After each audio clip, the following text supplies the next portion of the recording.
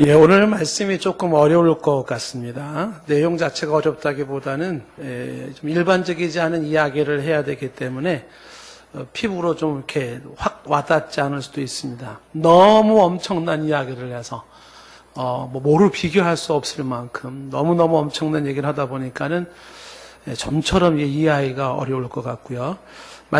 읽은 말씀을 설명하지 않으면 여러분들이 그냥 읽어서는 거의 이해를 제대로 못 하실 겁니다.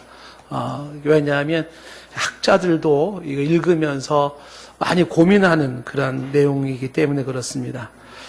오늘 이야기의 핵심 단어는 땅의 집, 하늘의 집입니다. 그러니까 여러분들이 오늘 설교 말씀을 들으면서 땅의 집이 뭘 말하는 거냐, 하늘의 집은 뭘 말하는 거냐, 이거를 이해를 하시고, 그래서 우리는 어떻게 살아야 되는 거냐, 이런 걸 잘 짚으시면 설교를 제대로 들은 것이 됩니다. 결론적으로 먼저 간단히 말씀을 드리면 땅의 집이라고 하는 것은 육신을 말하는 거고요. 하늘의 집이라고 하는 것은 하나님과 함께 거하는 그 나라, 그 세계, 그 집을 말합니다. 자, 이게 어떤 건지 좀 더 설명을 할 테고, 그런 상태에서 성도는 하늘의 집을 보장받고 살아가는, 땅의 집으로 살아가는 성도들은 우리를 어떻게 살아야 되는 거냐, 이런 내용들이 오늘 설교에 강조하고 싶은 부분입니다. 설교 내용을 돕기 위해서 고사성어를 먼저 하나 좀 소개하고 싶은데요. 혹시 생기사귀라는 말을 들어보셨나요? 생기사귀라는 말. 그 말의 뜻은 삶은 붙여 사는 것이며 죽음은 돌아가는 것이다 라는 뜻인데, 산다는 것은 이 세상에 잠시 붙여 사는 것이고, 죽는다는 것은 원래의 자기가 있던 본향으로 돌아가는 거다, 이런 의미를 가지고 있는 게 생기사귀입니다. 이 고사성어가 나온 그 배경을 좀 보았더니 중국 전설 속의 왕조인 하나라 때의 이야기입니다. 기록을 보니까 연대가 조금씩 다르더라고요. 근데 BC 17세기 정도라 그러니까, 얼핏 보면은 성경의 연대로 보란다 그러면은 아브라함 때, 그 이후 정도나 모세 때 정도 되려나요? 전설 속의 왕조라 그러는데, 하나라에 그 나라를 세운 그 우임금에 얽힌 그 스토리에서 이 고사성어가 나왔다고 합니다. 우임금이 제후들과 함께 그 회식을 하고, 그리고 배를 타고 강을 건너가는데 용 한 마리가 나타나가지고 그 왕과 제후가 탄 배를 확 들어 올렸다는 거예요. 이렇게 등에다가 싣고 이렇게 올렸다는 거죠. 그러니까 배에 탔던 사람들이 모두가 아주 놀라면서 두려움에 떨고 있었는데, 우임금만큼은 아주 태연한 모습으로 하늘을 우러러보면서 탄식하면서 이렇게 말을 했답니다. 나는 하늘로부터 영을 받아, 천명을 받아, 이렇게 하늘로부터 명을 받아 백성들을 위해 온 힘을 다했다. 삶은 붙어 사는 것이며 죽음은 돌아가는 것이라 하였으니 내 어찌 이 용을 두려워하랴 했다는 거죠. 삶이라는 것은 붙여 사는 것이고, 그리고 죽음은 돌아가는 것이라 하였는데, 어찌 내가 이런 상황에서 이 용에 대한 두려움을 갖겠느냐 라고 말을 하면서 용을 도마뱀 보듯이 하고 얼굴빛 하나 변하지 않아. 이 왕의 이 침착한 그 위험 앞에 용이 머리를 수그리고 그리고 꼬리를 떨어뜨리고 가버렸다는 거예요.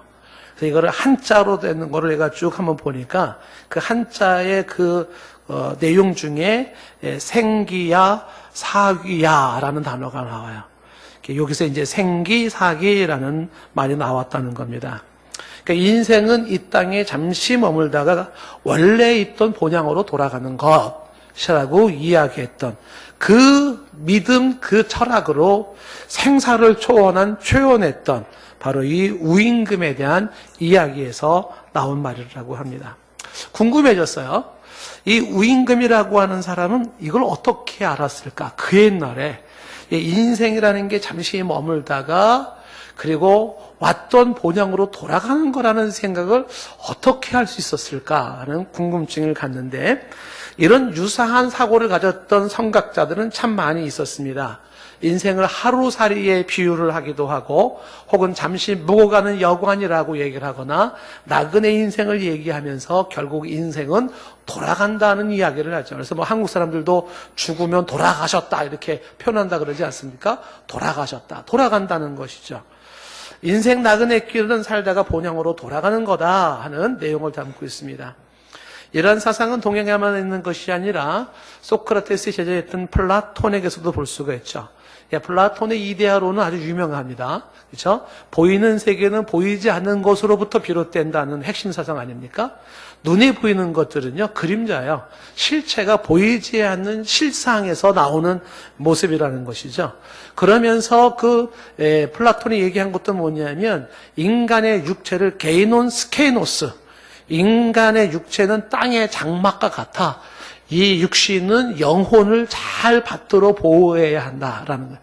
지난주에 제가 설교를 했지만 오늘 반복하지 않겠지만은요, 사람의 실체는 육체가 아니에요. 여러분의 실체는 보이는 이 육체가 아닙니다. 영혼이에요, 영혼. 그 영혼이 육체와 결합됨으로써 살았다 하는 것이고, 그 영혼이 육체와 분리될 때 죽었다 그러는데, 영혼의 육체와 분리되면 이 육체는요, 땅 속에 썩어져 버리죠. 그렇지만 이 실체가 되는 그 영혼은 없어지지 않고 영원히 존재해요. 유종필이라는 사람이 죽어서 없어지는 게 아닙니다. 육체는 없어지지만 유종필은 여전히 존재하는 것이죠. 그래서 육체는 영혼을 받드는 영혼의 집이다라고 하는 땅의 장막이다, 이렇게 얘기한 게 이제 플라톤의 모습인데, 이 플라톤이 얘기하는 그 장막이란, 땅의 장막이라고 하는 이 얘기, 스케이노스라는 단어가 오늘 성경에 나와 있는 스케이노스라는 단어가 나오는데 같은 단어를 쓰고 있습니다. 그러니까 오늘 말씀에서 이제 땅의 장막과 하늘의 집을 이야기하는 부분인데, 1절 말씀에 보시면 이렇게 되어 있죠. 만일 땅에 있는 우리의 장막집이 무너지면, 하나님께서 지으신 집 곧 손으로 지은 것이 아니요 하늘에 있는 영원한 집이 우리에게 있는 줄을 아느니라 했습니다. 여기서 땅의 집과 하늘의 집을 설명하기 전에 먼저 이 5장 1절 말씀에서 두 단어를 먼저 좀 짚어봐야 되는 게 뭐냐면, 끝부분에 우리에게라는 것과 아느니라라는 단어가 있어요. 우리에게라는 게 쉽게 말하면 성도들입니다. 다시, 성도들은 안다는 거, 성도들은 안다. 성도들은 안 해. 성도가 아닌 사람들은 모른다는 건데, 성도들은 안다. 물론 성도가 아니어도 성도 수준으로 이런 그 신비한 거를 아는 사람이 있을 수가 있겠죠. 뭐 많은 성각자들 얘기하는 것처럼. 그런데 성도들은 이걸 안다라는데, 여기서 안다라는 아느니아가 우리가 평상시에 얘기했던 기노스코, 히브리 말로 야다, 해당되는 그 아는 게 아니에요. 그 단어가 아니고, 여기 아느니라라고 하는 거는 에이도라는 단어를 쓰고 있는 건데, 여기서 이제 오이다멘이라는 단어가 나왔는데, 요거는 감각적으로, 직관적으로 안다, 그런 거야. 그래서 이거를 다른 말로 여기 안다라는 단어를 뭐라고 바꿔 쓸 수 있냐면, 발견한다, 이해가 된다, 이런 거야. 그러니까 성도들에게는 발견되는 사실이 있고 이해가 되는 사실이 있다는 거예요. 그게 뭐냐 하면 땅의 집과 하늘의 집에 대한 이야기예요. 이거는 성도들에게 이것이 알려지고 발견되고 이해가 되게 하는 것은 성령께서 알게 해주시는 것이죠. 오늘 여러분들이 성경 말씀, 하나님의 말씀을 보면서 여러분 성령이 깨닫게 하심으로 이 땅의 집과 하늘의 집이 어떤 건지 여러분들도 아시는, 깨닫고 발견하는 은혜가 있기를 바랍니다. 자, 그러면서 이야기하는 것이 뭐냐면 땅의 집과 하늘의 집을 대조하면서 설명을 하고 있는데, 먼저 땅의 집을 이렇게 설명했죠. 만일 땅에 있는 우리의 장막집이 무너지면, 여기서 세 가지 강조되고 있는 것이죠. 하나는 뭐냐면 땅에 있는 집이라고 해요. 땅에 있다. 땅에 있는 것, 다시 말하면 이 땅에서나 필요한 집이, 이 땅에서나, 이 세상에서나 필요한 집을 얘기를 하고 있고, 그 땅에서나 필요한 그 집이, 그것이 우리의 장막집이라고 얘기할 때 두 번째 특징이 장막입니다. 첫 번째 특징은 땅에 있는 집이고, 두 번째 특징은 장막이에요, 장막. 이 장막의 텐트입니다. 천막이라는 거예요. 그러니까 이 단어를 천막이라고 하는 텐트를 쓴 이유가 뭐냐면 뒤에 하늘의 집을 할 때 하늘의 집은 이 텐트 단어를 쓰지 않거든요. 빌딩이라는 단어를 쓰는데 여기 장막집이라는 텐트를 쓰는 것은 불편하다는 걸 의미하는 거고 부실하다는 걸 의미하는 것이고 그 다음에 임시적이라는 걸 의미하는 거예요. 그러니까 땅에만 있는 집은 텐트로서 그것은 불편하고 부실하고 임시 거처에 불과하다라는 거예요. 그러면서 세 번째 특징이 땅에 있는 집은 무너지면 해서 무너진다는 거죠. 땅의 집은 무너지게 되어 있다는 겁니다. 파괴된다, 사라진다, 없어진다는 거예요. 임시 거처이기 때문에 사라진다는 겁니다. 자, 그러면 여기 땅에 있는 이 집, 텐트와 같은 집, 무너지는 그 집은 뭘 말하는 거냐라고 할 때 여러분이 지금 살고 있는 주택 집을 말하는 게 아니고요. 여기서 말하는 집이 우리의 육신을 말하는 거예요. 육신, 육체, 우리의 몸. 우리의 육체가 바로 뭐냐 하면 땅에 있는 장막집으로 무너질 거예요. 육체가. 이게 지난번 설교에서 제가 얘기했던 겉사람이 낡아진다는 표현과 같은 의미입니다. 겉사람이 낡아지고 속사람은 날로 새로워진다 그랬잖아요. 그러니까 육체가 땅에 있는 집으로서 어떻게 해요? 그것은 텐트와 같이 불편하고 그 다음에 부실하고 임시 거처가 됐다가 무너지죠. 그러면 이 육체는 누가 거하는데요? 나의 실체인 영혼이 거하는 거야. 아까 플라톤이 그 얘기란 말이에요. 그러니까 육체라고 하는 것은 영혼이 거주하는, 나의 실체가 거주하는 임시 거주지하는 집이 육체예요. 여러분의 몸은 그거는 지금 무너지게 되어 있어요. 다 소멸되어져요. 그 몸은 여러분의 영혼이 임시 거처에 불과한 거예요. 이렇게 얘기를 하고 있는 것이죠.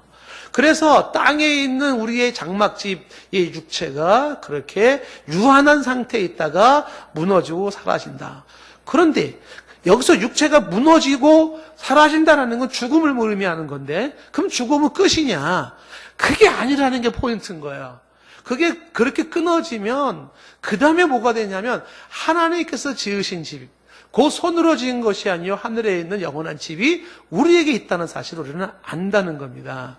그러니까 죽음 이후에 우리가 기다리고 있는 새로운 집이 있는데 그 집이 어떤 집이냐 하면 지금 하늘의 집으로서 지금 네 가지 특성을 얘기를 하고 있잖아요. 첫째는 하나님이 지으신 집이에요. 그러니까 하나님이 손수 지으신 특별한 집이 하늘에 있는 집이고 두 번째는 손으로 지은 게 아니라는 건 사람의 손으로 지은 것이 아니라는 겁니다. 하나님이 지은 것이기 때문에.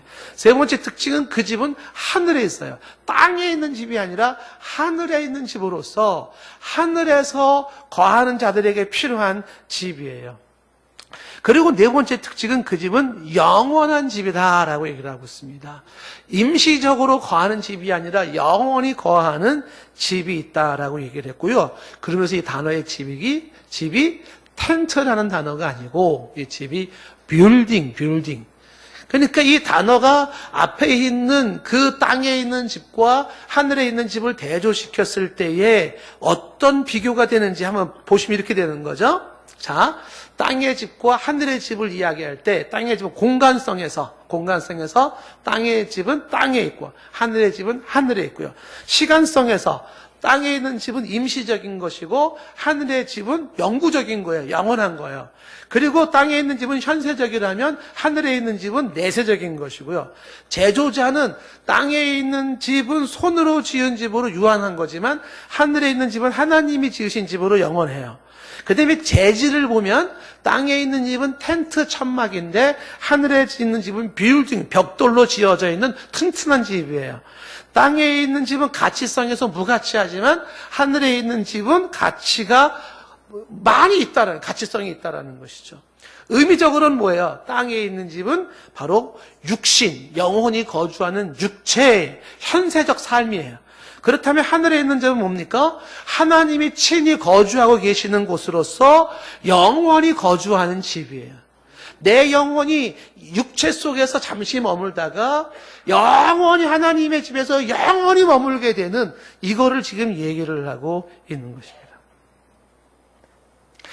너무 충격적인 얘기여가지고 별로 감동이 없죠. 땅의 집이라는 거는 비교하면 영원한 곳을 비교한다 그러면 여러분 태평양 바다에 먼지 조그만 먼지 하나가 뚝 떨어져 있잖아요. 그것도 비교가 안 돼요. 영원에 비하면 현재 우리의 삶은 태평양 바다에 점 하나도 안 돼요. 아주 순간 찰나에 불과한 게 우리 현재 삶이에요. 근데 성도는 이걸 알고 있대요. 이거를 성령께서 알게 하셔서 깨닫게 되고 발견한다는 거야. 우리의 이 육신을 입고 있는 이 영혼의 요 순간이 아주 잠깐 텐트 생활 같은 나그네 인생길을 사는 거 잠깐인데 이게 전부 다가 아니라 이 장막이 무너질 때 이 육신이 죽어서 내 영혼이 육신과 분리가 되어 떠날 때 그때 새로운 세계는 뭐예요? 영원한 세계가 기다리고 있다는 거예요. 이거를 안다는 겁니다. 여기서 우리가 한 가지 더 짚고 넘어가야 되는 게 뭐냐면 그 영원한 세계가 머무는 그곳이 어디냐. 하늘의 집이라고 얘기를 하는데 대체 그 하늘의 집은 어디냐. 여기 저기 달나라 근처냐 아니면 저기 무슨 화성, 수성, 혹은 저 토항성 그쪽 근처냐 아니면 은하수 지나서 어디쯤이냐. 그렇게 얘기할 수 있는 게 아니에요. 하나님과 함께 거하는 특별한 장소가 있는데 그 장소는 지금 우리의 생각으로 시간과 공간의 제한을 받고 있는 물리적인 그런 공간은 아니에요. 그럼에도 불구하고 우리가 상상할 수 없는 그곳이 있다는 거예요. 지금 우리로서는 100번, 1000번 이해가 안 되는 그러나 싫지 않은 그러한 하늘의 집이 있다는 겁니다. 최근에 제가 한 분이 어떤 이런 글을 써놨는데 우물 안의 개구리한테 태평양 바다를 설명하면 도무지 이해를 못한대요. 우물 안에 개구리한테 끝없는 바다가 있대. 근데 그 바다가 굉장히 깊고 어마어마하대. 그러면 우물 안에 개구리는 하는 말이 웃기는 소리 하고 있네. 그딴 소리 하지도 마. 말도 안 되는 소리 하고 있어. 이런다는 거죠.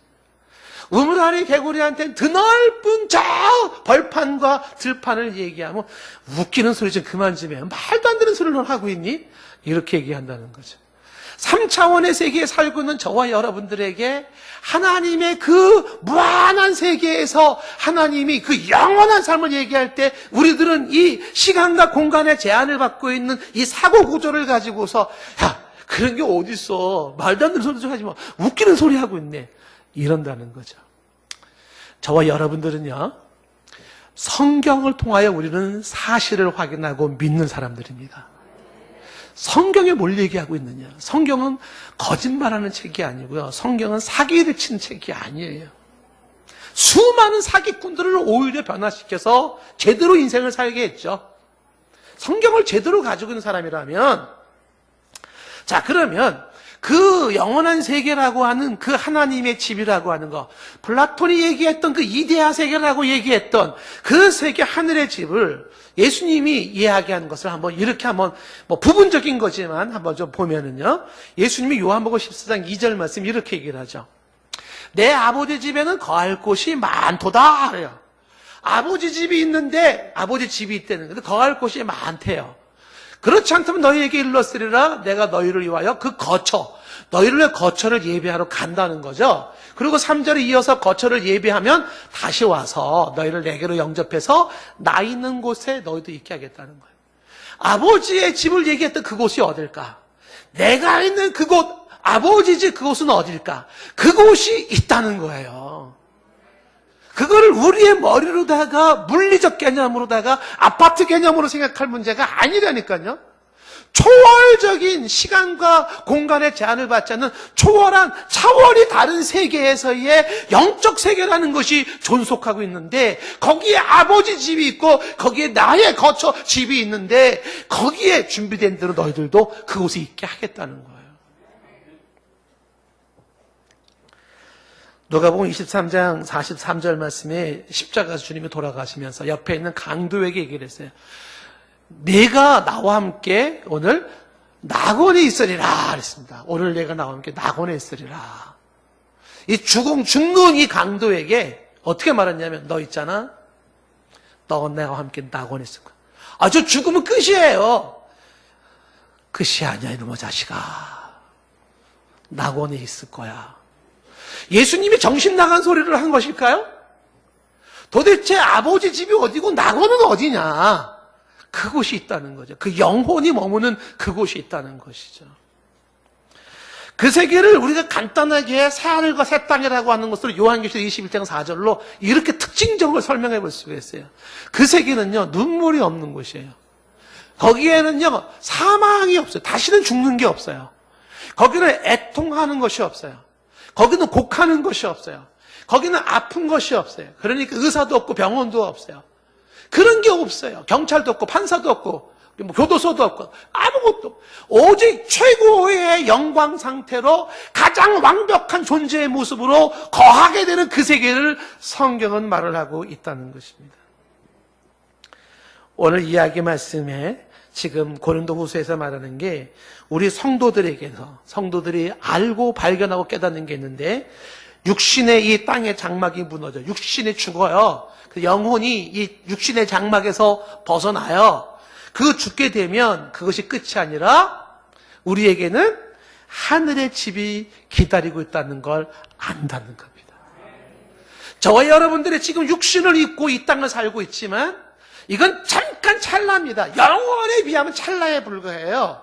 그런 잠깐 눈 깜짝할 사이 같은 인생이지만 기억할 것은 이게 다가 아니라 이 이후에 우리에게는 손으로 짓지 아니한 하나님이 지으신 하늘의 영원한 집이 우리를 기다리고 있다는 사실이에요.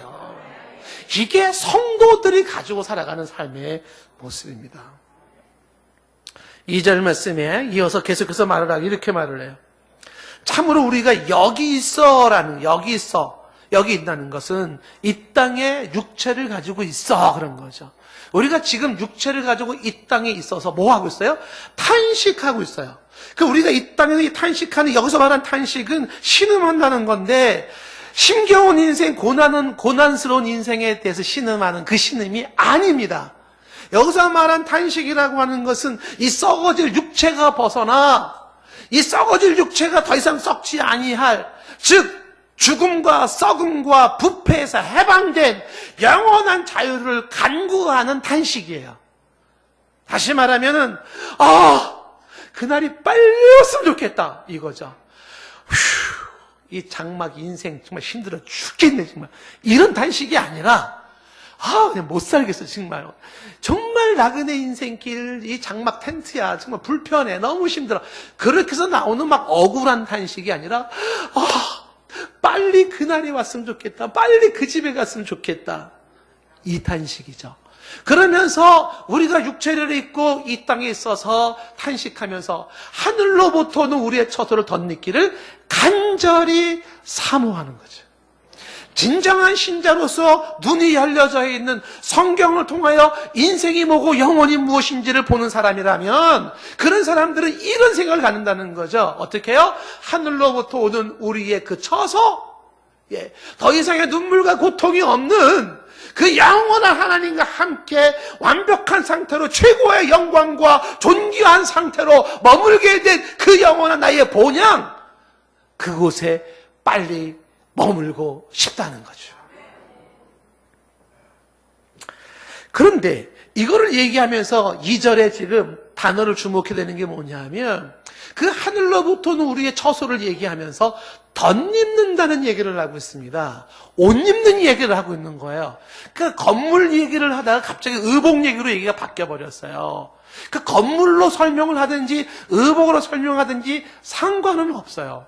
근데 의복으로 설명하는 이유가 있습니다. 왜? 그 하늘로부터 오는 우리의 거처, 그 처소를 우리가 덧입는다. 입고 있는 옷 위에 하나 더 입는다. 이렇게 얘기를 하고 있는데 이게 과연 무엇을 말하는 것일까? 옷을 이 본문 내용에서 옷을 벗는다거나 덧입는다는 의미가 있어요. 벗는다라는 게 뭐냐면 육체에 영혼이 지금 들어있어요. 저와 여러분들. 그래서 지금 교회까지 오시고 말씀을 듣는 거예요. 그런데 육체의 영혼을 가지고 있는 여러분들, 실체는 영혼이잖아요. 근데 죽는다는 게 뭐라 그랬습니까? 육체와 영혼이 분리되는 걸 죽는다 그랬잖아요. 그래서 벗는다는 게 뭐냐면 이 육체를 벗는 거예요. 그러니까 죽는 거름이에요. 육체적인 죽음이죠. 그 육체적인 죽음이라고 하는 거, 영혼의 육체를 떠나는 거를 벗는다라는 거예요. 그럼 덧입는다는 것은 뭘 얘기하는 거냐면 육체의 영혼이 분리되어 떠나지 않은 상태에서 하나를 더 입어요. 그 더 입는 게 뭐냐면 이 육체 자체, 썩어지는 육체가 썩지 않은 육체로 바뀌어지는 더 입는 거예요. 그러니까 이 썩어질 게 썩지 않고 죽어질 게 죽어지지 않는 상태에서 이 육체 안에 영혼을 가진 상태에서 죽지 않은 상태로 변화된 부활체 영체를 이야기하는 거예요. 왜 이런 얘기가 나오는지는 뒤에서 설명이 나와요. 자, 여러분 보세요. 여러분 인생을 살면서 사람들이 이렇게 얘기를 하잖아요. 정말 나이가 먹으니까 힘들어 죽겠어. 몸 하나가 제대로 되는 게 없어. 지난번 얘기한 것처럼. 겉사람은 낡아진다 그랬잖아요. 그렇죠? 우리 육체는 나이를 먹으면 어떻게 돼요? 낡아지는 게 정상이잖아요. 그래서 눈도 침침해야 되고 귀도 잘 안 들려야 되고 이빨도 좀 이상해져야 되고 머리도 빠져야 되고 검버섯도 좀 나야 되는 거고 몸이 이상해야 돼서 나이가 돼서 몸이 자꾸만 이렇게 안 좋아져요 라고 말하는 분들은 지극히 성경적 삶을 사는 거예요. 감사하세요. 근데 오히려 막 그 낡아지지 않으려고 뭐 약물 투여를 하고 막 수술을 하는 사람은 그거는 그 회개하셔야 되는 거죠. 성경적으로 살아야지. 겉사람은 낡아져야지 정상인데 왜 안 낡아지려고 그래? 낡아지세요. 설교가 이상해지네, 그죠? 낡아지셔야 되는 거예요. 그러니까 육신이 낡아지니까 어떻게 돼요? 힘들어. 허리도 아파. 막 다리도 아파. 이놈의 관절은 병원에 갔더니 의사 선생님이 하는 말이, 그 관절에 거기에 있는 이렇게 그 안에 거는 소모품이기 때문에 재생이 안 됩니다. 왜 재생이 안 돼? 재생이 좀 되면 안 돼요? 어쩔 수 없어요. 그건 한 번 쓰고 버리는 겁니다. 달아졌으니까 인공 뭘 하십시오. 이렇게 말하지 않습니까? 소모품이 없어져. 달아져요. 그러다 보니까 힘들어요. 그러니까 이런 말이 나오겠죠. 아유, 빨리 죽고 싶어 그냥. 왜? 죽으면 이 불편한 육체의 텐트에서 벗어나니까. 그러니까 내 영혼이 이제는 아유, 고생 안 해도 되네. 아유, 살 것 같네. 이렇게 되잖아요. 지금 얘기하는 게 오늘 말씀을 들으면서 우리에게 그 영원한 그 세계가 있으니까 오늘 설교를 듣고 나서 여러분들이 나 결단해서 죽을 거야. 뭐 이렇게 얘기하지 말라는 거예요. 그래서 지금 얘기하고 싶은 게 뭐냐면 우리가 지금 얘기하는 것은 처소를 간절히 덧입는 걸 얘기하는 것이지 여기서 벗어나 다시 말하면 영혼의 육체에서 벗어나는 것을 말하는 게 아니라는 거야. 육체에서 벗어날 땐 벗어나더라도 지금 더 중요한 게 뭐냐면 이 육체 안에 영혼을 가진 상태에서 이 육체가 순식간에 변화되는 순간이 있어요. 그게 뭡니까?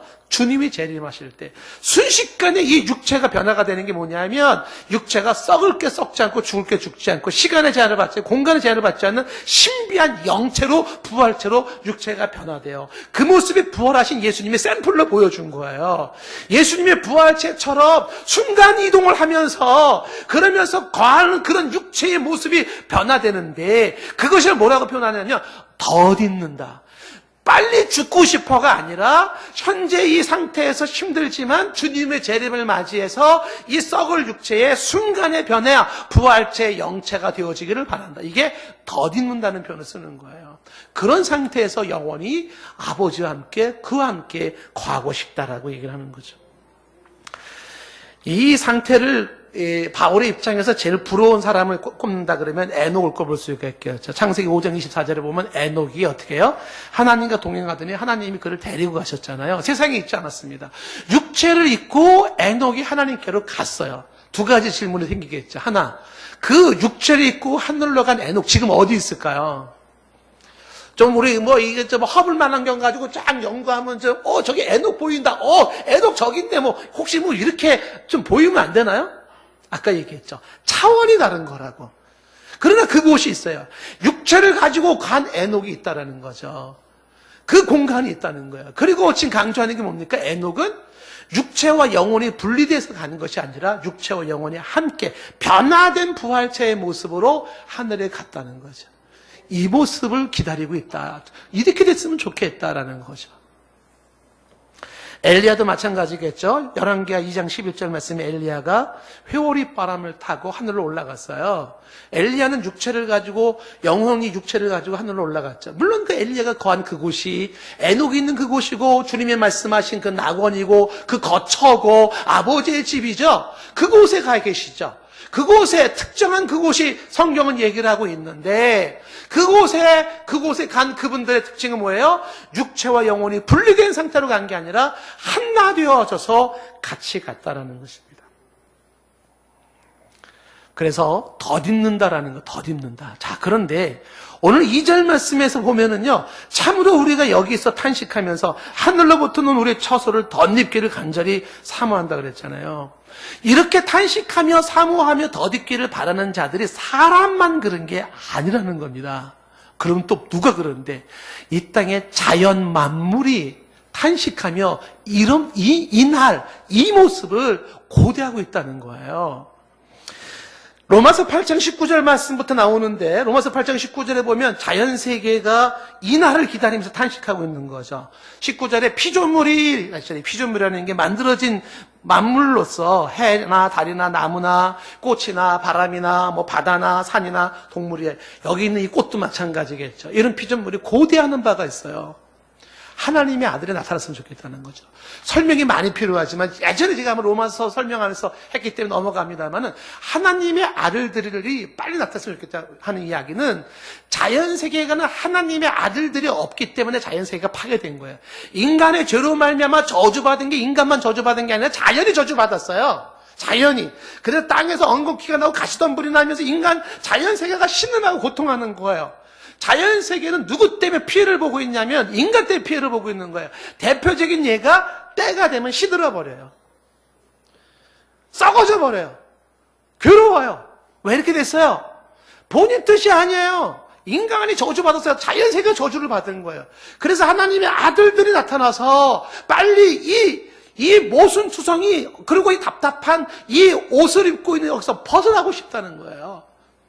이어지는 20절 말씀에 말하기를, 피조물이 허무한 데 굴복하는 거. 허무하는 게 뭡니까? 무의미하고 낙이 없고 허탈하고 죽고 썩고 하는 거예요. 여기에 피조물들이 굴복하는 건 자기 뜻이 아닙니다.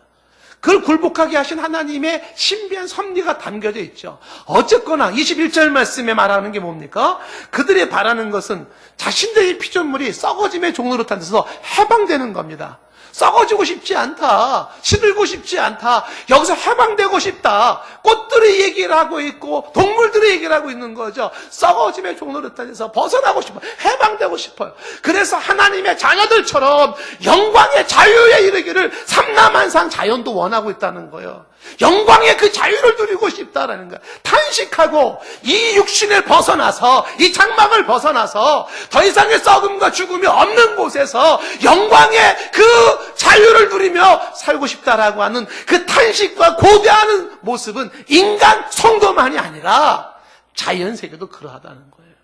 자연이 알고 있다는 거죠. 22절 말씀에 피조물이 다 이제까지 함께 탄식하며 함께 고통을 겪고 있는 것을 우리가 아느니라. 아담 이후로부터 주어진 거죠. 23절 말씀에 또 그뿐만 아니라 우리 곧 성령의 처음 익은 열매 그리스도죠. 그리스도를 받은 우리까지, 성도들까지도 속으로 탄식하면서 우리도 똑같죠. 양자될 것, 곧 우리 몸의 속량, 육체의 완전한 구원이죠. 그 몸의 속량을 기다리느니라. 이 기다린다는 게 뭡니까? 24절에 소망이에요. 이 소망으로 구원을 받은 것이죠. 이 소망의 구원은 믿음이 있기 때문에 소망이 있는 거예요. 그래서 소망의 구원은 곧 믿음의 구원이죠. 이 소망은 보이는 소망이 아니에요. 이 땅에서 이루어지는 그런 현실적인 소망이 아닙니다. 그런 건 의미가 없어요. 25절 말씀에 만일 우리가 보지 못하는 소망이 뭐예요? 우리의 이 3차원의 눈을 가지고 볼 수 없는 그 신비하고도 영원한 찰나의 이 육신의 삶이 아닌 영원한 삶에 대한 보이지 않는 것들을 바라보며 나아간다면 참고 기다려야 된다는 거죠. 그날을 참고 기다려라는 것입니다. 썩을 게 썩지 않고 죽을 게 죽지 않는 부활체를 분명히 성경은 말하고 있습니다. 고린도전서 15장 51절 말씀이에요. 보라 내가 너희에게 비밀을 말하는, 이 비밀이 뭐라 그랬죠? 미스테리, 신비라 그랬죠. 시크릿이 아닙니다. 신비를 너희에게, 이게 신비한 겁니다. 내가 너에게 미스테리한 걸, 이 신비를 말하는데 우리가 다 잠잘 게 아니요. 마지막 나팔에 있어요. 순식간에 호련히 변화돼. 호련히. 순식간에 순간적으로 이 육체가, 이 텐트가 빌딩으로 바뀌어져 버리는, 이 육체가 썩어지는 게 썩어지지 않은 호련한 부활체의 영체로 변화되는 순간이 있다는 거예요. 마지막 나팔 순간에 이어지는 52절 말씀에 나팔 소리가 나면 죽은 자들이 썩지 아니할 것을 다시 살아나고 우리도 변화되리라. 33절에 이 썩을 것이 반드시 썩지 아니할 것을 입겠고, 썩을 게 썩지 않아요. 그리고 이 죽을 것이 죽지 아니함을 입게 됩니다. 54절 말씀, 이 썩을 게 썩지 아니함을 입고 이 죽을 것이 죽지 아니함을 입을 때에는 사망을 삼키고 이기리라 라고 기록된 이사야 25장 8절 말씀에 성취가 이루어지리라는 거죠. 성경은 썩을 게 썩지 않고 죽을 게 죽지 않을 것을 말씀하고 있다는 겁니다. 그러므로 오늘 이 절에서 강조하는 게 뭡니까? 참으로 우리가 여기 있어 탄식하면서 하늘로부터 오는 우리의 처소를 덧입기를 간절히 사모하는 것은, 이 육체, 썩을 육체가 영원히 분리되지 않은 상태에서 이 목체가 변화된 그것을 덧입기를 원한다. 이거를 그렇게 원하는 이유가 3절에 말하기를 이렇게 말하고 있어요. 이렇게 입는 것은, 즉 덧입는 것, 살아서 주님을 맞이하고 부활체 영체를 갖는 거죠. 말이 굉장히 빨라졌어요. 지금 이 덧입는, 살아서 주님을 맞고 이 육체가 부활체 영체가 되어져서 썩지 않고 시간과 공간을 제한을 받지 않게 이렇게 덧입는 것은 우리가 벗은 자로 발견되지 않으려 함이니, 즉 육체와 영혼이 분리된 상태에서 주님을 맞고 싶지 않다는 이야기입니다. 아까 얘기한 것처럼 이 썩을 놈의 육체라고 얘기하면서 육체를 벗어나서 영혼만 주님을 맞이하고 싶지 않다라는 이야기를 하고 있는 것입니다. 4절 말씀에 말하기를 참으로 이 장막에 있는 우리가 짐진 것 같이 탄식하는 것은 벗고자 함이 아니요 오히려 덧입고자 함이니 죽을 것이 생명의 삼킴바 되게 하려 함이라.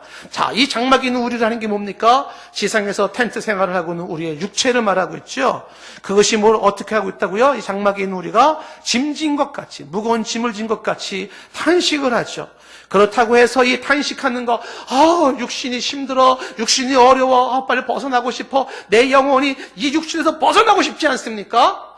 몸이 불편하신 분들은 막 공감이 되지 않나요? 빨리 벗어나고 싶지 않아요?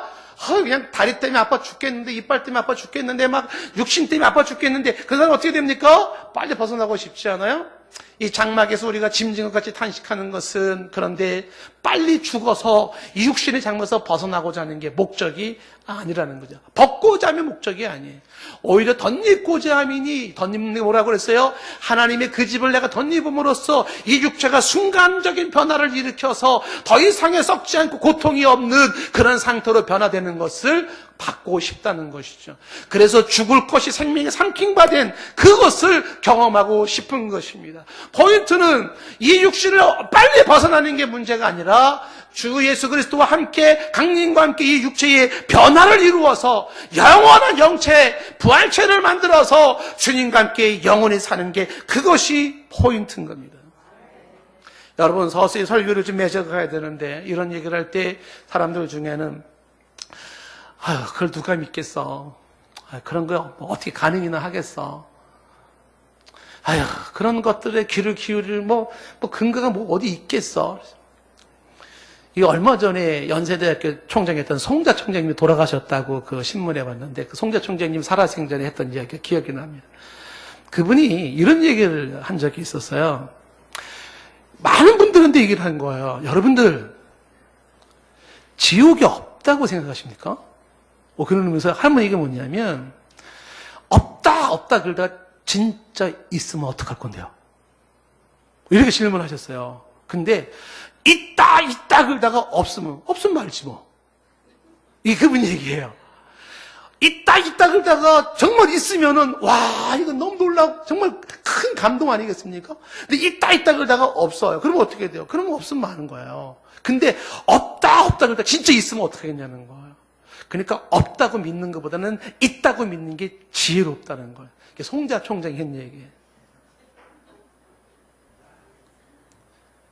여러분, 이런 얘기하면 여러분들이, 뭐 영원한 세계? 이거 뭐, 하나님인가? 뭐 부활체, 영체? 야, 그게 무슨, 가능이나 할까? 그래서 하나님이 보증을 서줬어요, 보증을. 이게 다 사실이라는 보증을 한 명 세워줬는데, 여러분, 누가 좀 보증 쓸 사람 있습니까? 이 내용에 대해서? 제가 보증을 쓸게 하는 사람 있나요? 하나님이 보증을 세워줬어요. 누구를? 그 다음 절 보세요. 그 다음 절 5절 말씀에. 곧 이것을 우리에게 이루게 하시고 보증으로 성령을 우리에게 주시니 그분이 하나님이라.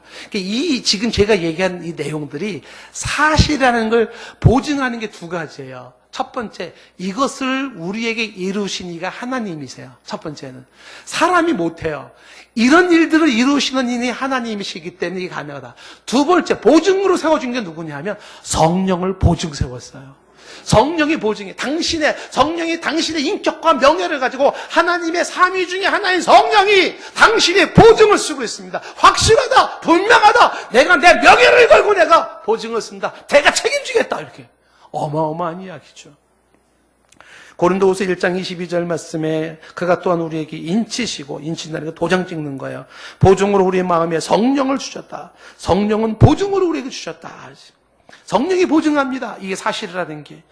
에베소 1장 13절 말씀에 그 안에서 너희도 진리의 말씀, 곧 너희의 구원의 복음을 듣고 그 안에서 또한 믿어 약속의 성령으로 인치심을 받아. 성령으로 인치심을 받아. 성령이 도장을 꽝 찍었다는 거예요. 인치심, 도장을 찍었다. 14절. 이는 우리 기업의 보증이 돼서, 기업의 보증, 영원한 기업의 보증이 성령이 되어주셨어요. 그래서 그 얻으신 것을 속량으로 하시고 그의 영광을 찬송하게 하려 하십니다. 성령이 보장하십니다. 오늘 설교를 맺으면서 우리 믿음의 선조들이 어떻게 살았는지 히브리서 11장 13절 이하의 말씀을 읽고 설교를 맺고 싶습니다. 히브리서 11장 13절 말씀 보면 믿음의 선조들은, 이 사람들은 믿음의 선조들이에요. 이들은 다 믿음을 따라 죽었어요. 이들이 가졌던 믿음은 어떤 믿음이었을까요? 그들은 믿음을 따라 죽었는데 약속을 받지 못했습니다. 이게 무슨 얘기냐면 영원한 그의 나라를 바라보았어요. 그런데 약속을 받지 못했다는 것은 이들은 육체를 가진 영혼의 상태로 그 나라를 받지를 못했습니다. 이 사람들은 육체와 영혼이 분리된 벗은 상태로 그 약속을 받았던 사람이죠. 그러나 비록 그들은 살아생전에 육체를 가지고 있는 영혼의 모습으로 그 약속의 땅, 그 나라를 받지는 못했지만, 그렇지만 그들은 멀리서나마 찾아오고 있는 그 영원한 그 나라, 그 세계를 보고 웰컴, 환영하면서 땅에서는 외국인과 나그네임을 증언했어요. 그 사람들은, 믿음의 선조들은 살아가기를 우리는 나그네 길이야. 앞에서 얘기했던 고사성어에 나왔던 그 왕처럼 우리는 잠시 있다가 돌아가는 거야. 예, 그 플라톤이 얘기한 것처럼 우리의 육신은 영혼을 가지고 있는 장막에 불과해 본향으로 돌아가라고 하는 것처럼 이 땅에서는 외국인처럼 나그네처럼 잠시 살다 가면서 그들은 저 멀리에, 그들은 육체를 가지고 가지는 못했을지라도 그 나라를 바라보면서 환영에만 살았던 믿음의 사람들이 있었다는 거예요. 14절 말씀이 이어서 그들은 이같이 말한다는 것은 이것을 말하는 그들은 이런 거죠. 자기들은 뭘 찾는 자임을, 본향 찾는 자임을 나타내미니라. 그들은 뭘 찾는 삶을 살았다고요? 본향을 찾는 삶을 살았다는 거예요. 그 본향이 뭡니까? 내가 영원히 거할 그곳이에요. 이 육신을 벗어나, 육체적인 이 세계를 벗어나 영원한 그 세계를 찾는 자임을 나타내미니라. 15절 말씀, 그들이 나온 바 본향이, 이 나온 바 본향이라는 게 지상의 본향이었다면 언제든 돌아갈 수 있었겠지요. 그러나 그런 본향의 개념이 아닙니다. 16절 말씀에 그들이 이제는 더 나은 본향을 사모하는, 더 나은 본향이 뭡니까? 이 육체를 벗어난 그 영원한 하나님과 함께 거하는 하늘의 집에 영원히 사는 그 본향을 사모하니 곧 하늘에 있는 것이라. 이러므로 하나님은 그들의 하나님이라 일컬음을 받는 것에 부끄러워하지 않았어요. 하나님이 부끄럽지 않지요. 하나님과 영원히 살아갈 것에 대한 기쁨이 있었고, 하나님은 그들을 위하여 그 본향의 한 성을 예비해 놓았다는 것입니다. 육체를 입고 살아가는 여러분들, 불편하고 그리고 한시적인 텐트 속에서 수고가 많으시죠. 열심히 살아야 됩니다. 사모하실 것은 이 육신은 낡아지고 육체는 없어집니다. 설령 그렇게 한다 될지라도 우리에게는 손으로 짓지 아니한 집, 하나님이 지으신 집, 하늘에 있는 영원한 집이 우리를 기다리고 있습니다. 우리는 그 나라를 바라보면서 오늘도 살아가죠. 빨리 죽고 싶은 게 목적이 아닙니다. 하수만 있다면 내 영혼의 육체를 벗어나지 아니하고 육체와 영혼이 있는 이 상태에서 주 예수 강림을 맞이하여서 내 이 몸이 변화된 변화체의 모습으로 그 나라의 영혼이 주와 함께 사는 소망을 갖습니다. 이 믿음으로 살아가는 것이 성도의 삶입니다. 말씀을 생각하시면서 함께 찬양합니다.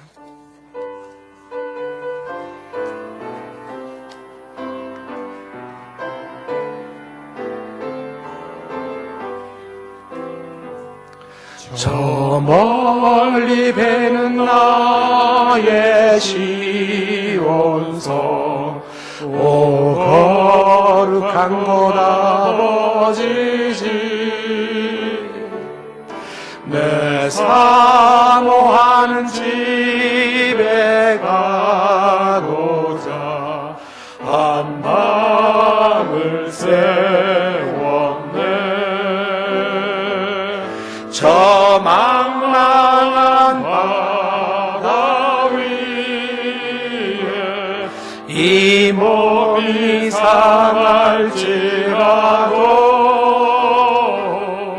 오늘은 이곳 내일은 저곳 주 복음 전하리.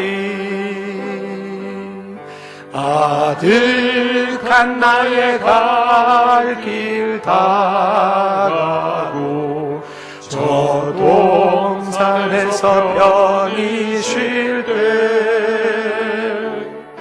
내 고생하는 모든 일들을 주께서 하시리.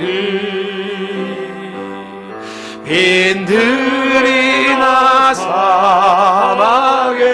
사막에서 이 몸이 고날지라도 오내 주 예수 날 사랑하사 날 지켜주시리. 잠시 눈을 감고 기도합니다.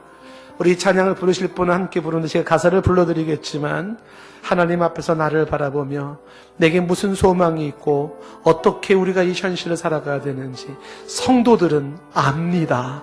성령이 깨닫게 하신 자는 압니다. 땅의 장막과 하늘의 집이 있다는 사실을.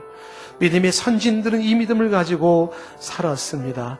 제가 가사를 불러드리고 자유롭게 기도하거나 찬양하며 나갑니다. 저 멀리 배는 나의 시온성 저 멀리 배는 나의 시온성 오 거룩한 곳 아버지 집 오 거룩한 곳 아버지 집 내 사모하는 집에 가고자 내 사모하는 집에 가고 한밤을 세웠네. 한밤을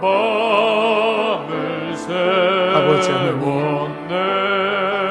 저 망망한 바다 위에 저 망망한 바다 위에 이 몸이 상할지라도 이 몸이 상할지라도 오늘은 이곳 내일은 저곳 오늘은 이곳 내일은 저곳 주복음 전하리. 주복음 전하리. 아득한 나의 갈 길 다가고 아득한 나의 갈 길 다가고 저 동산에서 편히 쉴 때 저 동산에서 편히 쉴 때 내 고생하는 모든 일들을 내 고생하는 모든 일들 주께서 하시리. 주께서 하시리. 빈들이나 사막에서 빈들이나 사막에서 이 몸이 고날지라도 이 몸이 고날지라도 오 내 주 예수 날 사랑하사 내 주 예수 날 사랑하 날 지켜주시리 날 지켜주시리 빈들이나 사막에서 빈들이나 사막에서 이 몸이 고날지라도 이 몸이 고날지라도 오 내 주 예수 날 사랑하사 내 주 예수 날 사랑하 날 지켜주시리 날 지켜주시리 날 지켜주시리 날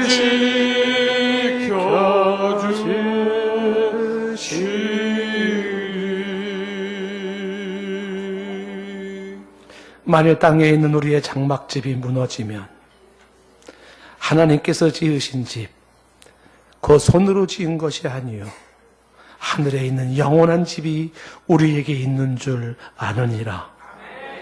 참으로 우리가 여기 있어 탄식하며 하늘로부터 오는 우리 처소로 덧입기를 간절히 사모하노라. 이 믿음이 살아있게 하옵소서. 예수님의 이름으로 기도드리옵나이다. 아멘.